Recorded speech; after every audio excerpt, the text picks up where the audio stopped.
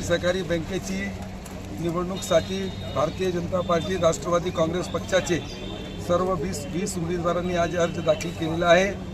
पूर्ण महाराष्ट्रात आणि विदर्भात सर्वात चांगली जिल्हा मध्यवर्ती सहकारी बँक चाललेली आहे।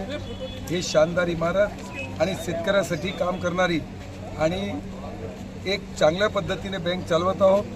आमचे सर्व संचालक मंडळांनी आता जे आम्ही युतीचे जे सर्व उमेदवार आहे 29ला मतदान होणार, 30 तारखेला आमचे 20 उमेदवार निवडून येतील आणि पुन्हा बँकेवर आमची राष्ट्रवादी काँग्रेस आणि भारतीय जनता पार्टी युतीची सरकार बसणार आहे। आणि एकमेव उद्देश, आजपर्यंत जितके दिवसमध्ये बँकेचे अध्यक्ष म्हणून मी काम केलं, कोणत्याही वर्षात बँक घाट्यात तोट्यात गेली नाही, बँकावर कोणताही चार्ज नाही, शानदार पद्धतीनं आणि शेतकऱ्यांना लोन वाटप करण्यामध्ये सर्वात अग्रणी bank district central cooperative bank आहे।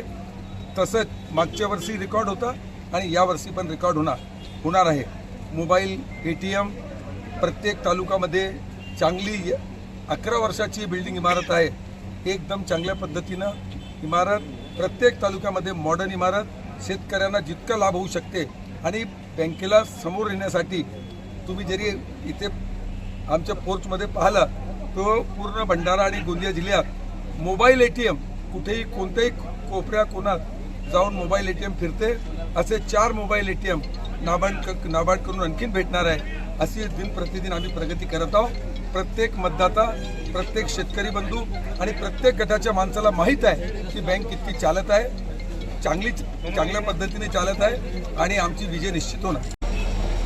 गोंदिया डिस्ट्रिक्ट सेंट्रल कोऑपरेटिव्ह बँकमध्ये राष्ट्रवादी काँग्रेस आणि भारतीय जनता पार्टी आम्ही सोबत निवडणूक लढत आहोत आणि येणाऱ्या 29 तारखेला मतदान झाल्यानंतर 30 तारखेला जेव्हा मतमोजणी होईल तर निश्चित रूपानं 100% रिझल्ट हा लागणार आहे आमच्या बाजूने आणि या बँकेवर भाजप आणि राष्ट्रवादी युतीचा झेंडा निश्चितपणे फडकणार आहे।